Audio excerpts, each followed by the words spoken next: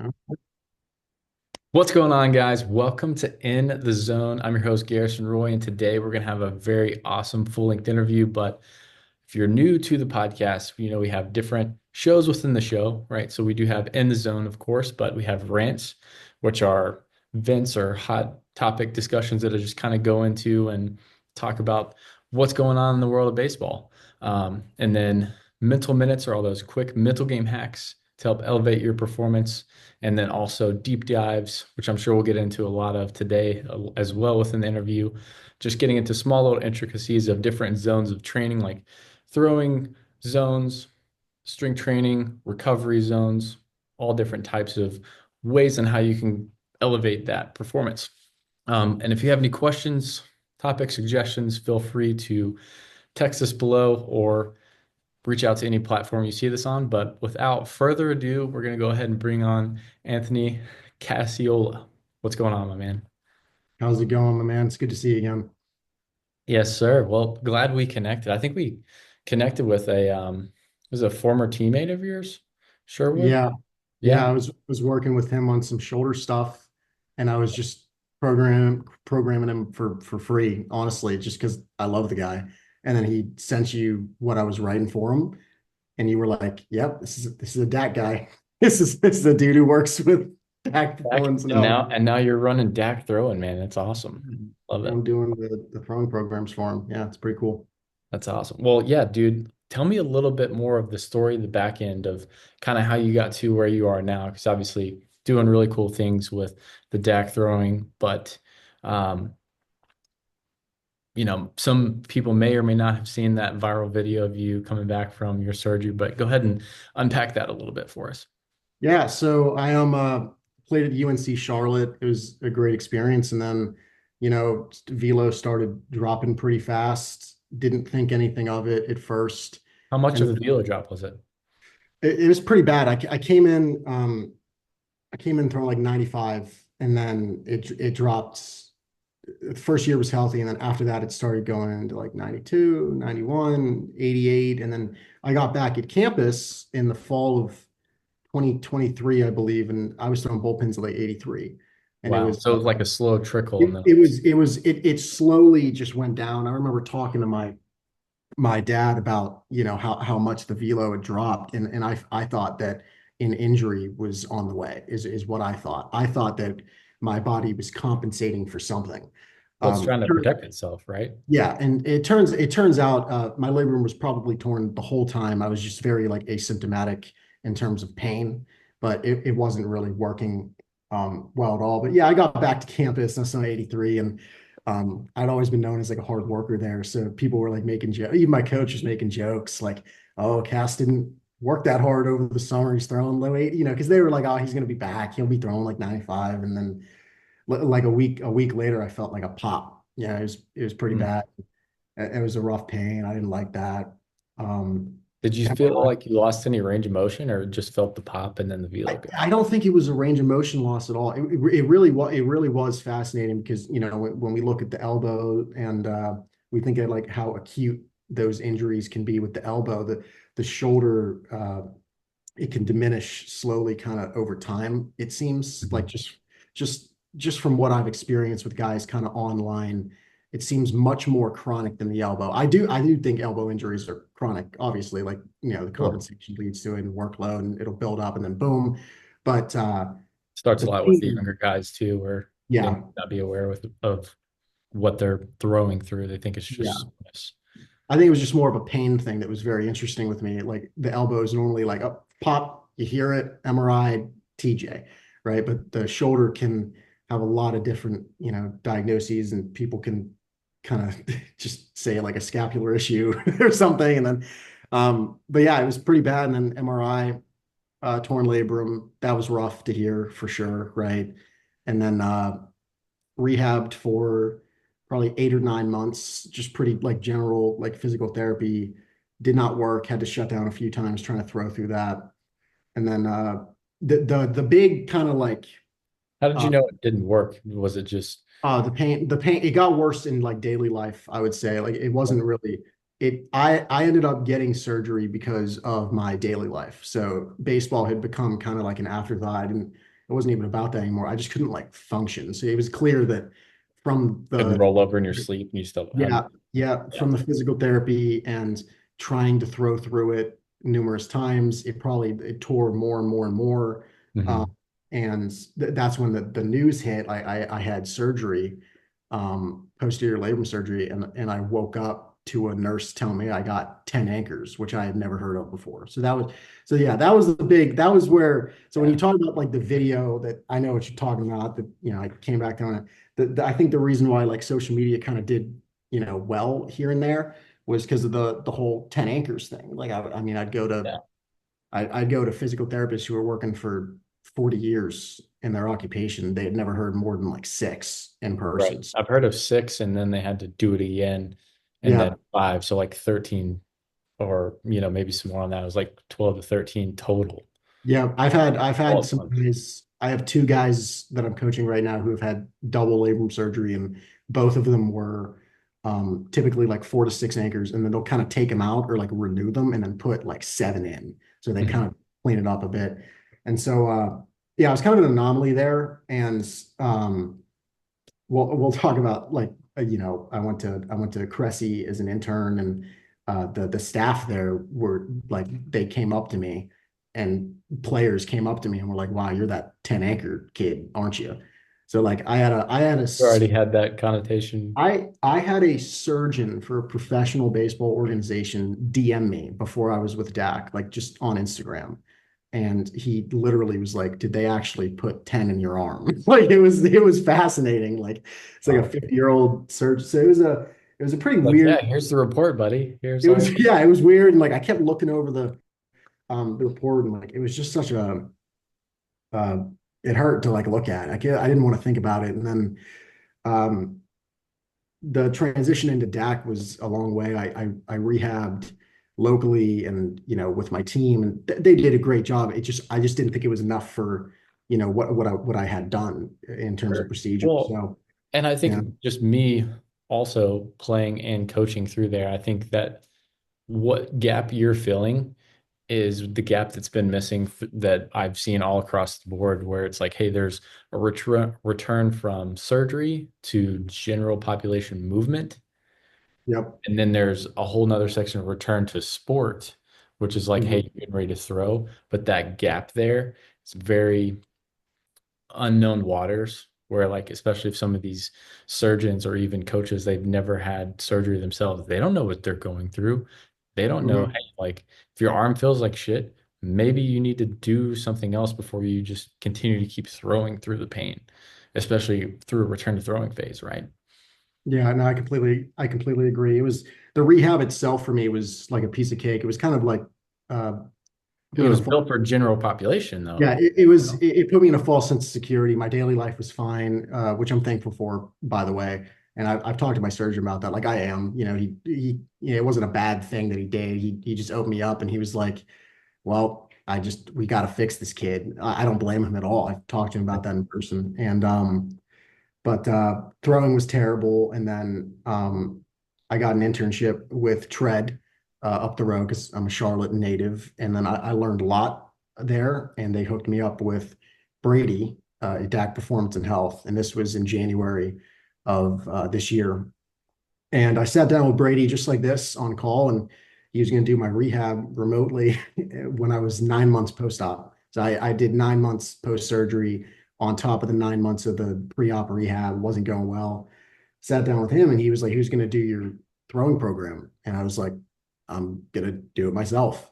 And he was like, "That's a terrible idea." I was like, "Yeah, I know." And I was like, I just want to, I'm just tired of seeing the copy and paste kind of programs and the sheets of paper, and I want to do it myself. So next thing you know, it led to that video you saw and some people saw online, and I ended up making a full recovery. I was pain free, and I could have played again. And then Brady, I was going to play. I was going to go back to play for Charlotte this year, and then Brady called me, and he basically was like, "I want to see what you did for the throwing program." So I showed him, and then he was like, "All right, you're hired." Like there we go. That was pretty much that's the story. it's a long one, but I love it. I love it. Well, not to give away too much, but how would you say, obviously you had that experience of what you did and what, the copy and paste programs are. What did you adopt differently? What did you kind of make as your own, right? As Bruce yeah, Lee says, like take what is good and kind of make it in your own little sauce, if you will. But yeah, how did yeah. that work It's for you? it's clearly like I think the issue that I saw was it was a sheet of paper that doesn't change. It's not very dynamic. It doesn't move around, and that Absolutely. never makes sense. Because when we talk about velocity, right? Everything I ever see online with velocity training, if something doesn't work or there's a drill or whatever, it's always like, oh, everybody's different, or everybody moves differently, everybody's built differently. And then that it didn't make sense in rehab how everyone did the same thing. And like in these conversations I have in DM, like these guys will be 4 weeks post-op, and I'm like, let me guess, you're doing these exact exercises, these exact sets and reps. And it goes back to what you were saying. There's a difference between general population. It works for the general population, but if you want to play baseball again, it's not working. That's why the recovery rate is so low. So I wanted to make it extremely fluid, and it can just shift at any time. So my throwing programs are weekly, but they're really daily. I mean, I talk to these guys every single day. If there is a weather issue, we will move it immediately. There's a lack of resources, I will hop on, I will move it immediately. So my whole selling point right now is that it's not a monthly program or a weekly program. It's like an automatic communication thing. And if it needs to change, it'll change like that. So that's kind of been my selling point. And I did research. Before Brady hired me, I took it upon myself while I was rehabbing. I was like, I'm gonna run a return to throw business. Like that's what I'm gonna do. Because I saw how just flawed it was. And I started studying just everything I saw online, every program I had typed up for myself, what I would just go through and be like, what's wrong with it? What do I need to fix? And then it was ready. And it was ready by the time, Brady brought me in. So, That's awesome, dude. Well, yeah, that you're spot on though, like how everything is kind of written in almost like a very rigid, this is the way, not to quote like, Mandalorian Star Wars, but like, hey, this is the only way you do it. And there's no veering off of this mhm. versus, I mean, we could reference baseball, we could reference football. I think probably an easier one for me to kind of be relaying this in more of a better, I guess, example would be how coaches and quarterbacks, they on the fly, they respond to the defense and what they're doing. Mhm. Right? It's no different than a coach responding to all these different variables that are moving around with a player, what they need to change. Hey, I'm going on vacation. Hey, I don't have as many resources available. Hey, I don't have a throwing partner. Hey, it's raining outside. Like you said, maybe not the best time to try to go and throw as far as you can whenever you don't have a throwing partner. But, you got to work with what you got and adapt and adjust from that too. Mhm.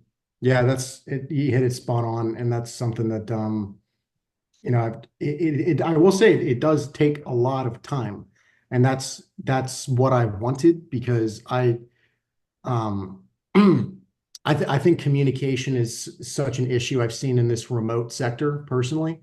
Absolutely. Yeah. Is we were talking before we went live. We were talking about like how valuable it is to be in person with these athletes, and Mhm. I completely agree. That's something we will do one day, 100%. We'll have Yeah. facilities here, and Or even uh, if you're not in person, that communication has to be, it has to be there. you can't wait It, 40 it to 72 hours, like, it because has then to be there. all of your questions and everything are pretty much done.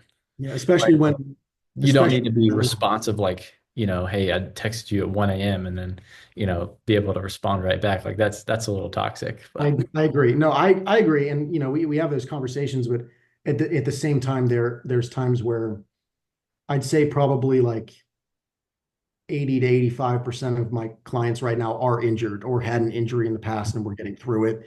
and I'm that's where the most of so communication is needed is during exactly. that time frame. exactly. Absolutely.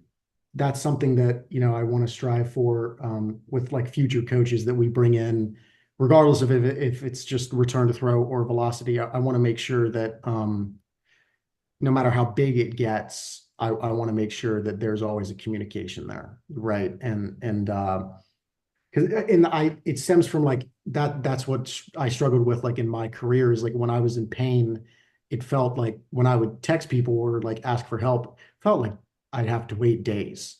Mm-hmm. Or It you doesn't, wait for the athletic trainer to have an yeah, opening. it was tough. And I mean, there was a situation where there was a situation a long time ago post up when I couldn't get pain meds. I kept asking for anti-inflammatories all the time, Yeah, which just like some yeah, ibuprofen or yeah, some. Yeah. seriously, I just wanted something because like I couldn't take it anymore, and like I was shut down. I wasn't even throwing. Like I shut down, including pre-op. I shut down probably 7 or 8 times my arm, 7 or 8. I tried ramping up 7 or 8 times And until what did you feel whenever you were getting to those points of like, hey, I gotta shut back down? yeah, it was just like it would be fine at shorter distances, and then shocker when you're trying to get to a higher level of play and trying to throw a little harder because you're playing for Charlotte. The pain would flare up, and it actually it wasn't until because I started writing my throwing programs for myself in January. It wasn't until probably the second or third attempt after that. So like probably 6 or 7 failed, attempts on other programs that were a sheet of paper, and then it still took me some time for myself to find it, right? But I just remember like trying to get like anti-inflammatories during that time, and nobody would listen to me. Nobody would get it. Nobody even made an effort to get it. And then like a couple of weeks went by, and God love her, my mom, funny enough, just somehow contacted my surgeon like directly. No idea how she did that. I have no idea. And then Probably uh, just made some calls. she seriously, she was like, she's fantastic. She's the best there is. And she was like, my son hurts and he needs help. And that's when my surgeon stepped in and was like, why didn't I know he was hurting? I would have wrote him something in a second, you know? And it's not about, I'm not preaching anti-inflammatory. That's not what it's about. Brady's not being on this. It was just more like when I sought for help, it took people a very long time to act. And that Well, I is, think there's a downfall to that too of just the healthcare system and how it's set up in general. It's like, hey, I can't do anything unless you have pain or, you know, what kind of deterred me from being a chiropractor or physical therapist was like, hey, like I have to wait to get paid for an insurance company to do what I'm want to do that's actually going to help get this person better. Right? Like, just yeah, seems just so backwards to me. If like, say for example, your shoulder, if you don't hurt on your shoulder, but now you have something that I know that's contributing from your ribs or your elbow or, whatever it might be, I can't do anything with that mhm. because it's not on the quote unquote scope of what you came in for. It's very, very backwards. And I think that's where a lot of us performance coaches can kind of fill the gap. Although I do stress the fact that guys do need to kind of have a little bit more education and background on Agreed. No, what they're I getting completely into. agree with that. And I do think that you need to get an education. I'm still in school. I'm still getting a master's for public health and physical activity and CSCS because everybody has to take that nowadays apparently. And That's then still like a gold standard, right? yeah. And so like I am an advocate for I think it's important to understand, what's going on in the human body like 100%, but I do agree with you in the fact that I think probably some of the most caring and empathetic people I've met in healthcare are performance coaches that know how to get people back on the field. And I think I think a lot of it comes from they were hurt and that's what got them. That's why I'm here. And we talked about Cressy earlier. I know an individual there who was really really hurt, and boom, he's there. And I think he does a fantastic job. And I think so. I think there's a passion there. That we see as performance coaches, especially in baseball, where injury is just so prevalent nowadays. That I think it is helping these coaches relate to these athletes a lot more. And I think it is filling that gap that you were talking about earlier. So. Yeah. Oh, it's definitely being more relatable, giving something to someone that kind of reminds you of yourself. You're like, hey, like, I wish I had these tools, and you hear it all the time, but it truly is like giving back to the game. in a way Mhm. too.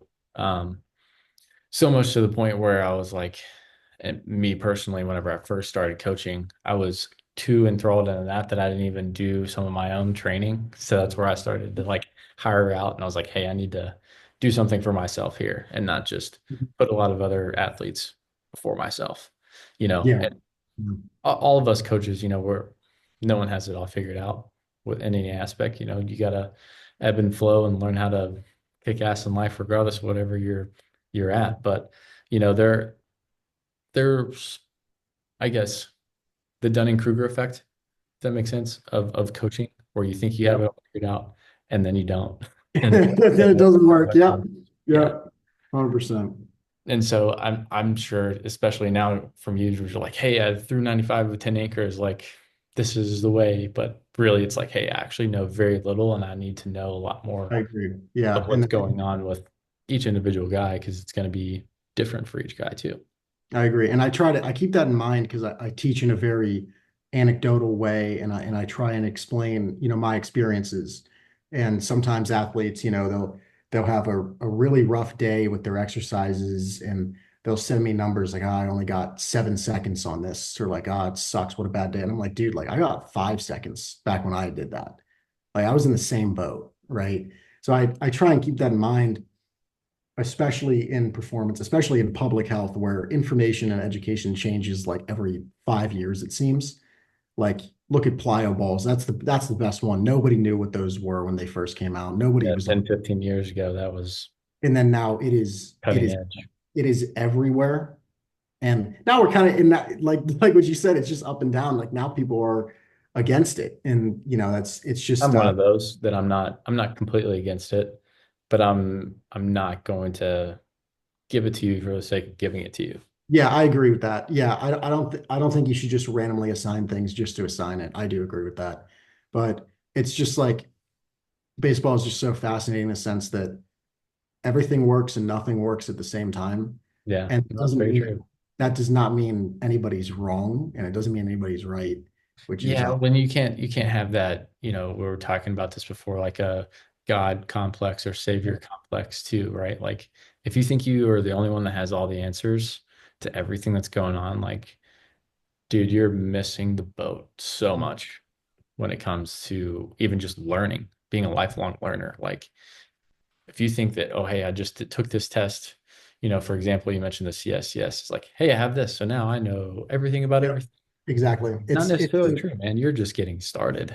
it's And a that's why a it's lot a of these, fantastic thing. well, yeah, doctors and surgeons. That's why they call it a practice, right? It's not a. There's no end goal or end part of the journey. It's always going on and learning. Yeah, But and sorry that's to how it cut you should off. What be. were you gonna say? No, you're right. I think you nailed on the head. That's exactly how I think. And I think I think social media has led to a pretty bad part of it because nowadays, like the access that we have to information, especially at such a young age now, is just alarming. And so that means that if anybody has an opinion, especially in baseball where everything works and nothing works at the same time, everybody just kind of disagrees with each other for the sake of disagreement.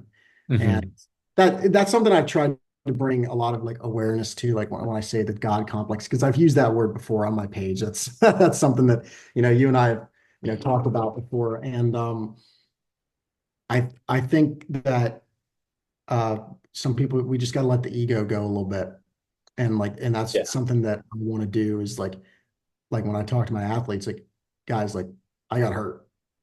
Like I lost. I didn't even play after I got hurt. Like I got hurt and I also failed like 7 times trying to ramp up, right? Like, and I'm very honest with them about that. And I look at them and, we'll, it's DAC because we're very self-exploration based. You've done this, right? And Hmm. there's times where sometimes they really like something, sometimes they don't. And I make a note and we move past it, right? We'll leave that one in the past, right? And that's just how it is. And it's something that requires a lot of communication, and I wish on social media with these, God complex coaches, I wish that people just talked more, you Yeah, know. it's a little bit Yes. more of that. And that's why I kind of started the podcast, right? It's like, hey, like I'm pretty sure all of us probably agree on maybe 90% of everything that we do. Yeah. And 10% of it is what we're getting bickerings about over social media, right? It Like, it's crazy. It's crazy. It's not just baseball either. It's just how we are. I think we're just like I've said this before on my page. We're a hyper competitive species. Like we just want to be right. And in a game that has shown a lot of results with velocity, it's clearly working. It's the hardest we've ever thrown ever. It's also the most injured we've ever been at the same time. mhm. Something that I'm trying to bring a lot of awareness to because nowadays it's just velo programs, and there's not really many out there that are like, hey, like you're hurt, they get cut from the velo or they get cut from the D1 team, and they got to find people kind of like us. You know what I mean? Yo, So no doubt. Well, and I love the fact what you were saying on your page too is like velo is health. But yeah, what is health if you have velo with pain, right? Like that's not healthy, right? Or I'm big on what Brady's at DAC is all about. It's like, hey, if you have to take an anti-inflammatory just to get through the day, you know, and again, I think there's a time and place for it, but if you're trying to just perform and that's, you're crushing arm candy, as yeah, they call it, right? You're like, yeah, all right, man, you're probably kind of missing the boat here, or maybe if you're doing it your senior year and you got one more game left, or you're in the World Series, bottom of the ninth inning, like, yeah, sure, go ahead, throw through pain, buddy. Like, yeah. let it eat, or get those anti-inflammatories, throw on the Tiger Balm, whatever you need to do. But whenever you're just doing that to go throw, or even just go warm up, like, man, you're digging yourself into a hole that it's gonna be hard to get out of. Yeah, and it's interesting you talk about, kind of throwing through pain like in like big games like that is because I think I talk to my athletes a lot about social pressures Hmm. and Yeah. environmental pressures, and I think that's probably. 'Cause, I mean, I could list off statistics. I literally gave a presentation at Charlotte about mental health in student athletes that are injured and like how the numbers are awful to look at, honestly. And I Sure. try and remind my athletes that it sometimes it has nothing to do with the injury. It has to do with the people around you. And I think the social pressure of guys who pitch in big games like that, and their coaches are kind of getting them to go out there like, give me another game, or you're coming off labrum surgery and you're not supposed to throw a pen for a month, but they want to see you on the mound next week. Mhm. And I seriously, that's probably the I've heard so of horror stories of that, like sooner than that, it's rushed. or It's a two, but rushed, yeah. the rushed process, and it sucks because I got dudes on my phone right now who are extremely talented, like extremely talented prospects, and they're not supposed to throw bullpens for a while, and they're like, Cass, like I love you, man, and like I get it, but like my coach has got to see me throw, or I'm going to be in the portal, Mhm. and it's a Which is, hit. yeah, I think it's just more of a cutthroat situation where college baseball is with that, unfortunately. However, it's like, hey, are you going to put your performance and long-term career of development first, or are you Mhm. going to put that short-term game, which again, those coaches, they're motivated to win and Yeah, trying to find that budget of NIL deals and scholarships and all this stuff. And you're like, hey, we got to find somebody to help me keep my job, essentially, no, I get it. It's a constant It feedback loop sucks. It's issue, it's and it's a tough situation for those guys because they want to do it. But also, I would kind of counter that and be like, who says there has to be a specific timeline, yeah, right? Like just challenging into the fact, like, hey, does it always have to be 14 months? Because certain guys could probably ramp back up. And if you're hitting these certain checkpoints with no pain, right? And you're doing everything with flying colors, maybe you can jump that hurdle a little bit sooner. But like you said, the social pressure of it is probably not the motivation. It needs to be, hey, can I exactly. hold this ISO for this long? Or hey, can I throw for this amount of time without pain? Or, whatever it might be, you can kind of list it out however you want. But I think that would be a better indicator of speeding up the timeline than the coach pushing the limit, or you feeling like you're having FOMO as a player, missing out on, hey, I'm going to try to get back and ready for this next season or before the playoffs, whatever timeline you might have in your head. Be realistic with it, but I do think there is a little bit more room to grow because some guys might take longer Mhm. how they recover in injuries in general versus maybe a guy who just an absolute unit and can regenerate like Wolverine. And I've seen it all in the stack database, man. And I know people watching this who have seen, what Brady does. Like the dude's got my highest recommendations because he gets guys back at the right pace and the pace that they're comfortable with. And That's we part do of that go is that here. communication, like you talked about, Yeah. right? We do go fast in a return through a process. And that's where I got, a lot of inspiration from Brady, doing these return to throw programs.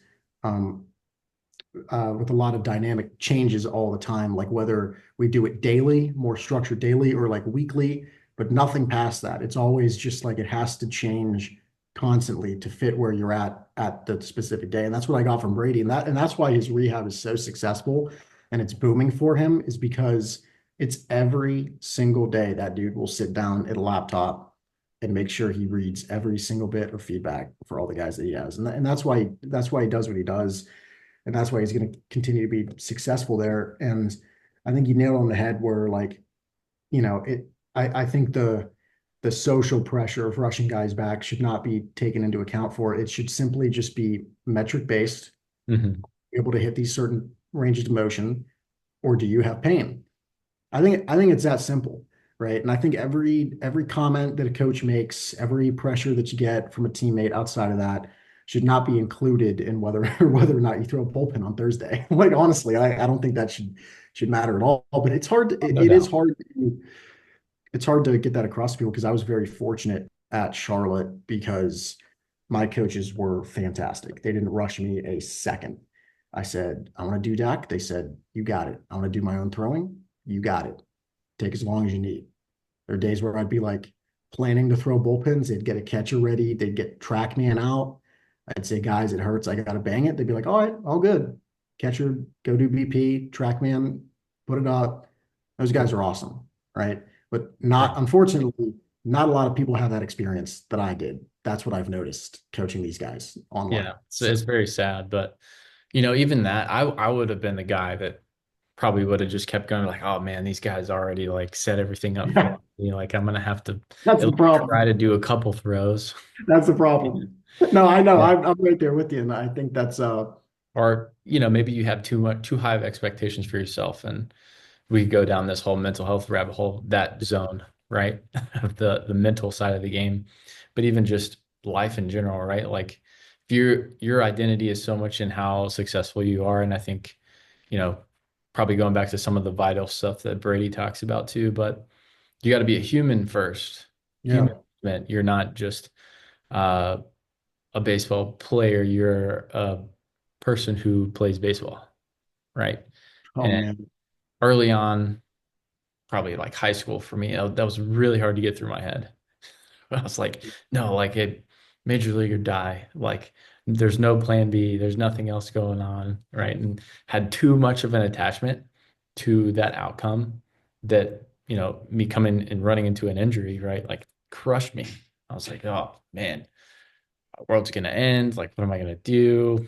Very, very extreme, but I think that is a big piece, especially in return to throwing, that a lot of coaches may not understand, especially if they haven't gone through it, and why that communication piece. And I'm sure you've probably had awesome conversations with dudes, some things that, maybe they wouldn't even tell their best friend or maybe some of their parents or their coaches because, that maybe could be the relatable piece, or it's like, hey, like, how can I be open and authentic with someone that's Mhm. going to write this program well? I'm not going to do it with a guy who's going to give me the next playing time.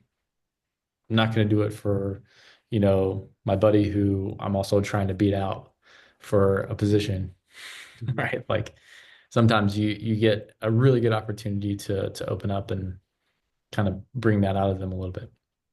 I think that's been the best part about coaching so far.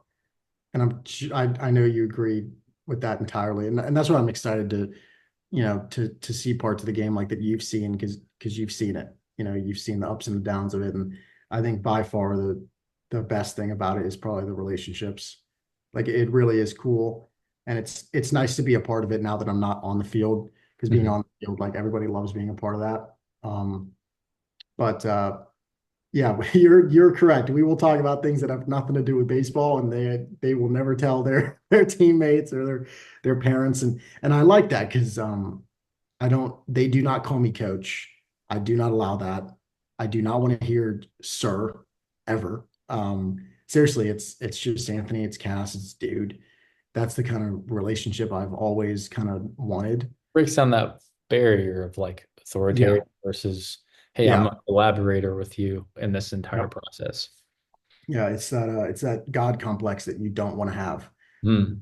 And that I think that was one of the best ways for me to break that barrier, is just to make sure, like, um, that we don't have any authoritarianism that is between us, you know.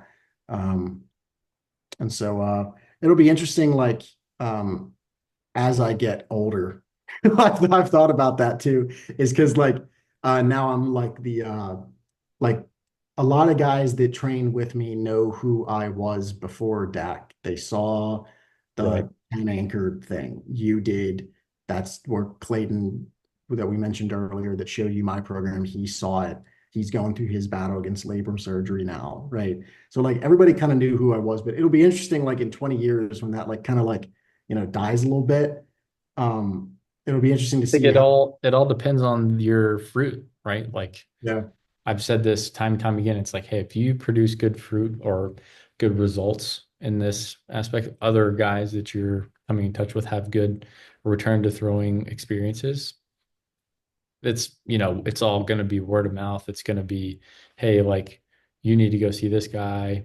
And that's how a lot of the surgeons work too, especially in the major league level. They're like, hey, this guy did really, really well. My arm doesn't hurt, or like, hey, this was the best TJ rehab, better than my first TJ. Sounds bad, but it's like, hey, this is a better experience. yeah, So, um, and believe it or not, I mean, I personally think this, and I said this to Brady before, like this is a different type of movement that's coming out of the very rigid, type of healthcare system that's all through here, and what's been the result of that, yeah, and learning how to have a little bit more freedom, a little bit more, um, learning how to think of other things in the environment and interacting with the player that gives the best plan versus something that's just more templated. yeah. No, I completely agree. And you And just, and for you guys too, with that communication, you're going to help boost up their education on what things are should you get surgery, right? I'm sure you probably get blown up in DMs on that too.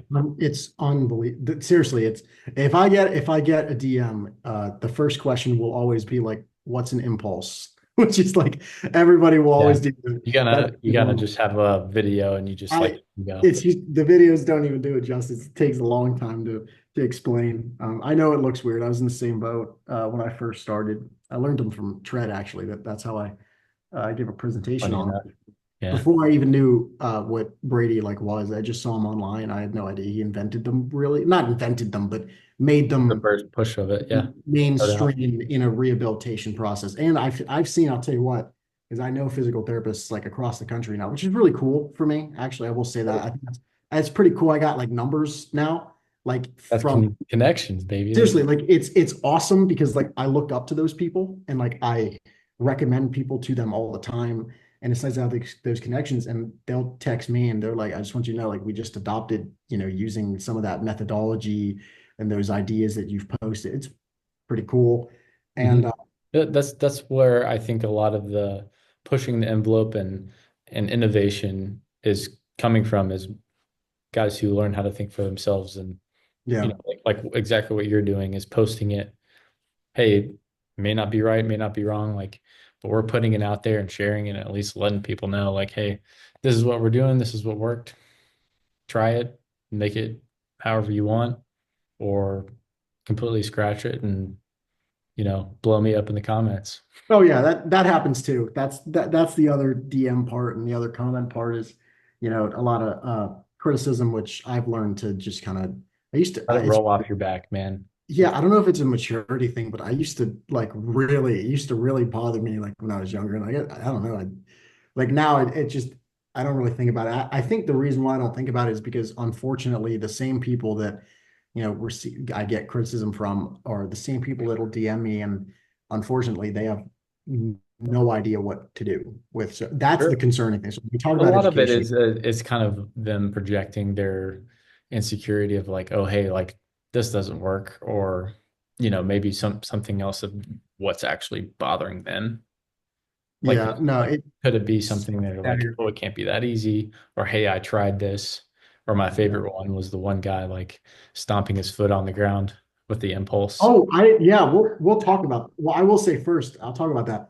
But yeah, it really is like alarming because I have a lot of people like in my comment section or in my DMs, and they're very scared of surgery and they don't know what's going on, and they just unfortunately they just get cut open because the school's going to pay for it, and it's like the right time, and Right. like Because like the it, doctors are knife happy and they're just like, oh, it's cutting it unbelievable. open and slapping this new thing on will fix everything.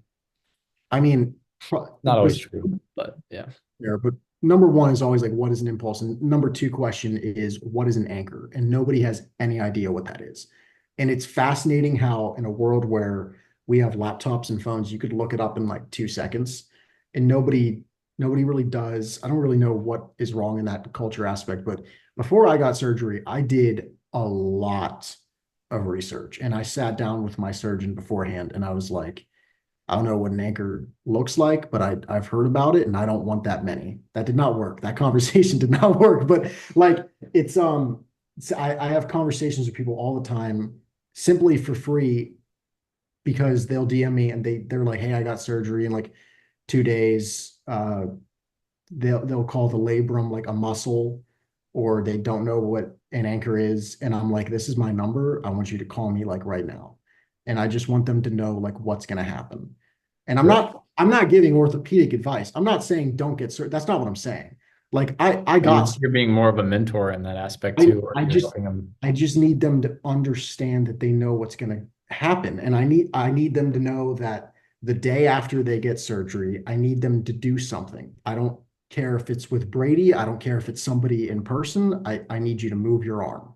I need you to have a game plan set. I need you to know what is happening when they're inside and they're cutting open. And I need you to know what you're going to do like the next week. Because a lot of people just get cut open. They have no idea what happened in there. And then they sit like this in a sling for like 6 weeks. Yep. No That move. that is why the recovery rate is 30% right now. Yeah. I That's why. always thought it was interesting. And I think this was probably like 5 or 6 years ago. I was like, hey, there's this new research out with ACL surgeries where they're literally walking out after having that surgery Yeah. with no assistance. And I'm like, well, shit, why don't we do that with the arm? Yeah. And I hear some BS excuse where they're like, oh, hey, well, your body and your lower half goes through more stress because you're walking on it all the time. So it's able to adapt better. I'm like, but that doesn't work here. And you're, Yeah. don't tell me that. Right. Like, that's definitely just a load of shit. No, I get it. But going back to the funny comment you meant with the guy who was stepping on the ground, in that video, he's for those who I don't know, really wanted to comment back on that, but I was like, no, I'll be I okay. did. Did you see what I did? Did you see what I Yeah. said? Yeah, you did. I think you liked it. As a thank you for the support. Thank you. And then but yeah, it was basically just kind of insulting the, ideologies of it. And I held it in a very honestly like respectful way, I thought. I was just like, listen, I don't know what's going on anatomically. I have ideas about what's going on anatomically. This is what happened for me. This was my personal experience, and this is how I showed results. I'm not saying that it works. This is just what my experience was. And he sent me, we had a conversation in there, and we had a good conversation. He DM'd me, he said some really nice things because I'm 24 and he was an older guy, and he was like, how old are you? I was like 24. And he said some, he's like very professional, like that we had that. Cause I've told you before, it's an ego thing out there now. For sure. And funny enough, he gave me his number and he wants to just sit down just like this and just talk. Like literally he just wants to sit down and just learn. And I'm going to learn from him because he's been through it for decades going through this. And I think it's another guy, like you said, connections. I think that's just a great kind of conversation that needs to be had. And I know Brady addressed it as well. He kind of put it on his story in front of like 100,000 people. I think Brady forgets it's like 100,000 people. And then Yeah, right. and yeah, Brady was just like, it's just incorrect, and here's why it works. And that's all that needs to be said, really. Um, I will say though, I'm tired of like how condescending some people can be, because like all you have to do is just scroll through Brady's like Instagram stories and just see what these people are doing like 6 weeks post-op. It works. I don't know what else. I got guys throwing flat grounds today, post like 4 months post labrum, throwing like 75. It's Amazing. I've never seen anything. For context, for people listening to this, I didn't make my first throw until I was 6 months post-op. And I got dudes in my phone right now who are throwing like 88 5 months post-op. Like it's a real thing. So I will address that. I will say that like I'm a very results oriented person. I really am. Yeah, Results speak for the brand, and that's what the brand's all about. So that's it. That's all about what you need, getting the performance that you need and getting back as healthy as possible. yeah, yeah. Love it. Love it. Well, Anthony, you got anything else you want to leave the listeners before I let you go? I think covered all my questions and topics I wanted to go over. Um, I will say I talk a lot because I just didn't talk about it on here. The whole like labrum isn't real thing. I'm sure you've seen, like I've been Oh, posting. right. Yeah. A little, I Um, took it as satire, but yeah, no, it is, so it is, it is, but a lot of people, I will say, I do have, some young, like 14, 15-year-old kids who will DM me and say, what do you mean it's not real? My arm hurts like really bad right now. Like, or something like that. And, like, it sucks. And Oh, like, it takes a lot of explaining. And like, I'm like, listen, dude, like, it's just a little catchphrase, like a little satire. Don't tell people that it's satire because I'm supposed to yeah. keep this. Right. Right. And but I started it because I had a really good friend of mine. He just put his arm on my shoulder and he kind of looked around. He was like, "It's not real." I was like, "What do you mean?" He's like, "It's propaganda. They made it up." And I took, it was like Seriously. funny, and it was funny, but I really took it to heart and I started like acting like that. So I started walking around in a sling, and people would be like, "How's your arm doing?" And I'd be like, "What are you talking about?" I was like, "My arm's fine." And the only time I like Something really, to that though, because you didn't oh put yeah, your attention to the pain or being quote unquote broken, yeah, right? no, You're just like, and it's just it's another not day in the even life, faking it. buddy. It's not even faking it till you make it. It's simply just forgetting that you had surgery. Yeah. The only Yeah. time I had to give up the act, the only time was when one of my athletic trainers handed me like a sheet of paper, and they were like, "Hey, you got to sign this. This is like an insurance thing for the school and like the surgery." And I was like, "What are you talking about? I never had surgery." And they were like, "Well, sign it, or else you're gonna get fined like a lot of money." And I was like, "Yes, ma'am." I was like, "Give me the paper." I was like, "Give me the pen." That was the one time I had to give it up. But other than that, like I genuinely like trained myself just to forget that I had surgery.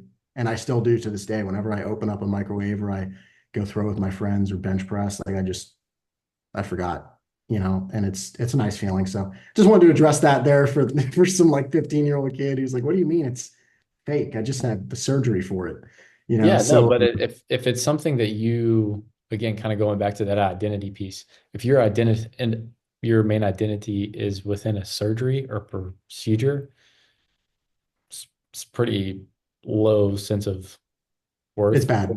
Oh yeah. Oh you yeah. know? So you can't identify with a procedure, right? And I say this very lightly, but you see these things where it's like, hey, like we're making this group for like TJ guys only, or shoulder. And I love the support behind it, but where guys can get lost in that is where the problem is, where I think it's like, hey, you gotta let that go. And I love the fact that you got to that point where you're just like, hey, I don't know what you're talking about, right? Because you Literally, were letting that define who you were.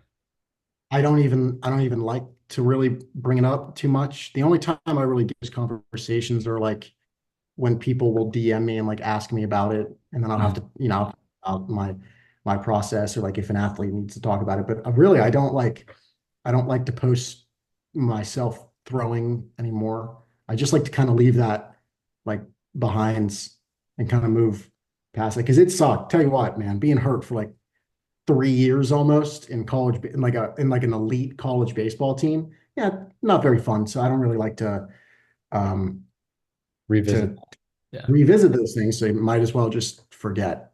And yeah, so it works. It does. But anyways, Love thanks for it. having me.